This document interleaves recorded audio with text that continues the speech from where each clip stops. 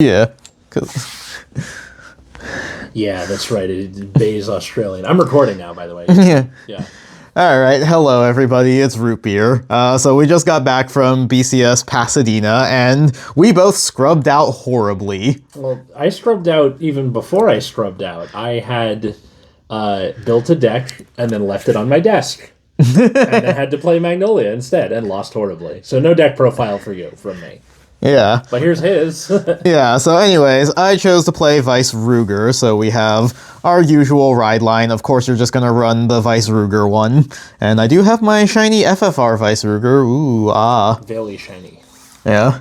So, the way I like to do deck profiles is we get the no-brainers out of the way, and then we move on to the actual, like, meat and potatoes. Although, to be honest, Vice Ruger is just not a very, like, malleable strategy. There's only going to be very minor differences between what I'm doing and what most other people are doing. Not a lot of text slots, is there? Yeah. So anyways, in terms of triggers, we're running Brantgate OT, of course, running crits. I am only now just realizing as I'm laying out the deck profile that I do not have 4 copies of Patrol Cop.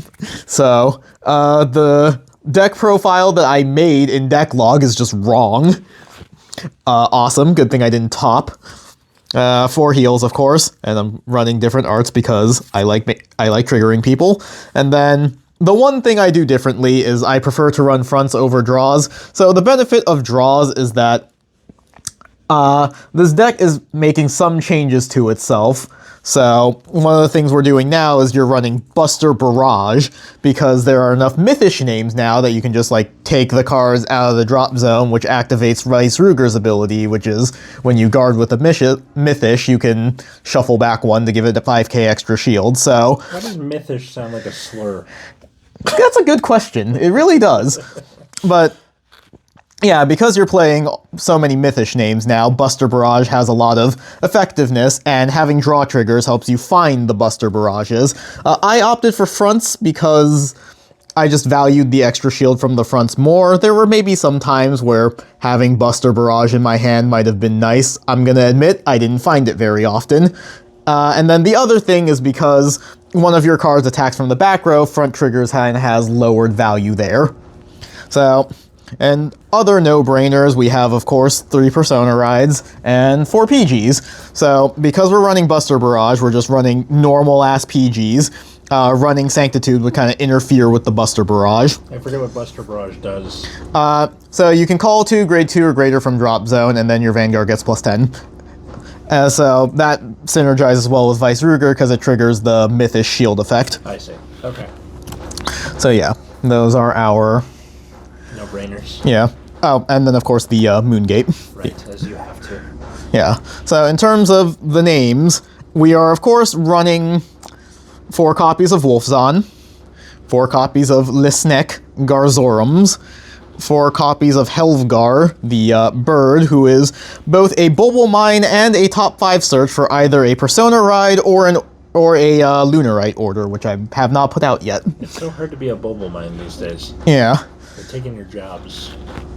So yeah, Garzorums would be the other reason why you opt for draw triggers, because, you know, fronts, they go across the whole front row, which can be nice, especially if, you know, some turns your front row ends up being a bit weaker. I found I do get decent amount of value out of the fronts, but like wanting to draw Buster Barrages is usually what people prioritize now, and like having the option to boost up a Garzorums instead is nice. Also, I'm running 2 Buster Barrages, lots of other decks run 3. It's because I can only find 2 at the like last minute when I was building the deck. And because I'm running the 2, we have 7 copies of the fucking bird, aka Ravnarog. So I'm sensing a theme here, us scrambling last minute to put something together. Yeah. So yeah, normally you would just cut one of the Ravnarogs and have 3 Buster Barrages. Okay. Maybe I would have drawn it more if I had 3 of them. Maybe you would have. Yeah. In terms of order, I'm running 1 Aleph Gilmani and 4 copies of the new grade 3 one, whose name I cannot pronounce. Alfinis Svado Boggy. I don't know. All of the furniture in the room started floating all of a sudden. Yeah, so this is the Vice Ruger deck I was running, so behold. Yeah, so I ultimately ended up going 2-3. So I ultimately ended up going 2-3 for my tournament run. Round 1, I played against Blangdmeyer, and boy, my luck was not there. So turn 2, they commit a full board rush. First check, get a crit. Like, okay, swing Vanguard, 1 to pass. They break through it. So I'm already at like 2 damage early. And then, their turn 3, they crit me, put me to 4. And then on my turn, I draw 3 times off of Wolfzon. They were all perfect guards. Oh, fantastic. Against Blangdmeyer. Oh. You might have seen the tweet that I put up of my L, where my hand was like 3 grade 3s, 1 trigger, and 3 PGs. I think the best part about that was we were at dinner after the tournament, and he's like, "Why are so many people liking the L tweet?" Yeah, why are so many people liking my L? So, that was fun. Of course, my opponent was going to Divine Skill me anyways, because they saw me add like 2 orders and a Persona ride, so they knew my hand was shit. Blood in the water. And I knew they were going to kill me, so I was like, I'm just going to tell you now, my hand is like 3 PGs. I cannot survive the Divine Skill. So that was my round 1, and then before round 2, I went and bought a different playmat because I decided that Bay was cursed and was not giving me the luck. I'm not going to go change the playmat for this video, that's too much work. But I got a Ruka playmat from the Bushiroad store while I was there. I figure I'm wearing a Heaven Burns Red t-shirt, and the main character is also named Ruka, so maybe I could get like a Ruka resonance going on. Yeah, I like doing these kind of weird superstitions with playmat. That's my stupid superstition for Vanguard, is just, I think your playmats are cursed. Okay. Yeah, so round 2. What the heck did I play against round 2 again? It was Levidross. So, played Levidross. It was like a war of attrition because I could not kill them. They got damage triggers like every turn, plus the Infinity Eyes. And I misplayed 1 turn and damaged them myself. It's a really bad habit of mine, because I get really paranoid, like, am I going to be able to guard all of the attacks? And then they're like, alright, swing rear guard, cool, I have no counterblast. It's actually not that big a deal. I had a Helvgar on the board, so I could still countercharge and fix my situation, but it wasn't great. So I did win in the end, but my god, they had so many defensive triggers alongside the Infinity Eyes. Round 3, I played against a Vergila player. Won against them. They just kind of bricked, I don't know, they just didn't find Elf Knights until their 3rd grade 3 ride, and I was at 3 damage, so it wasn't enough to kill me. And they checked a bunch of blanks. Round 4, played against Heart Luru. We went into time.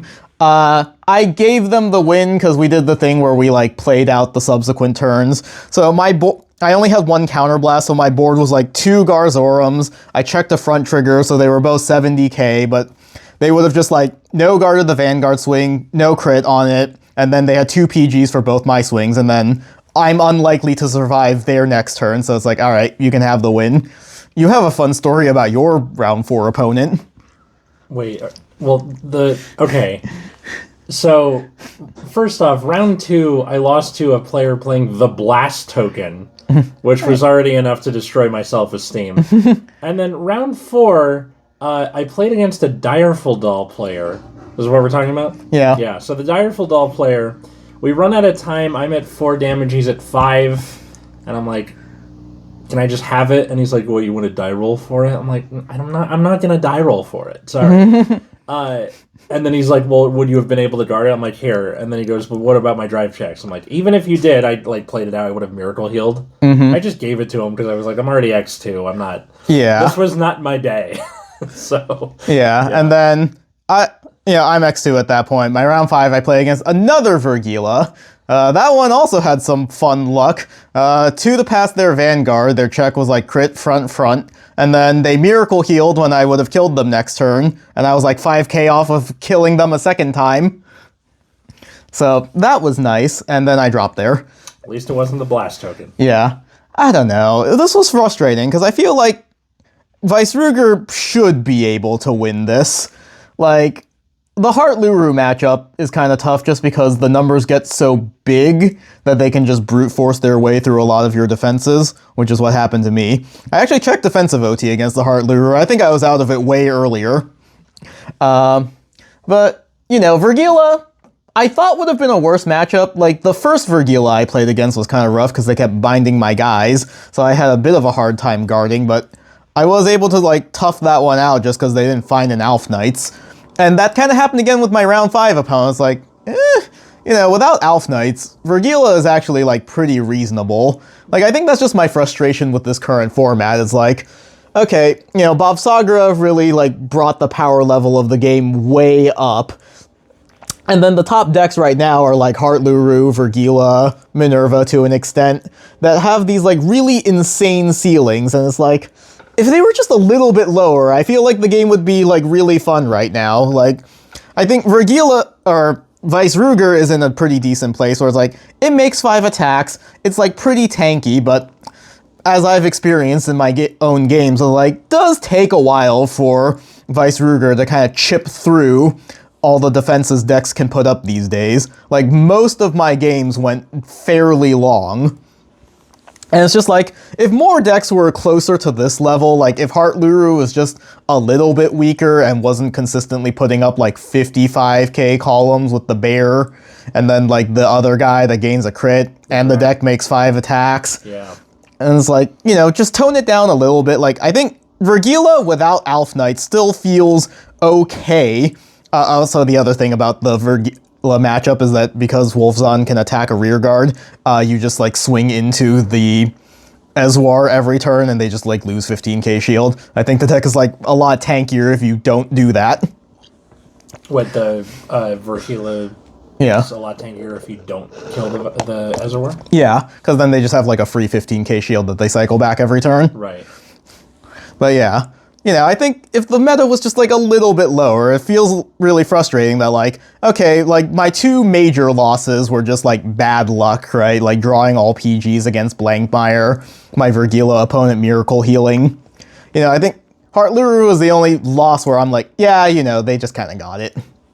And that, you know, that's just a frustration with that deck being both like brain dead easy and like as powerful as it is. I think the funniest part about Harlura is the goal is literally to kind of teach a person how the game works and like where to put stuff.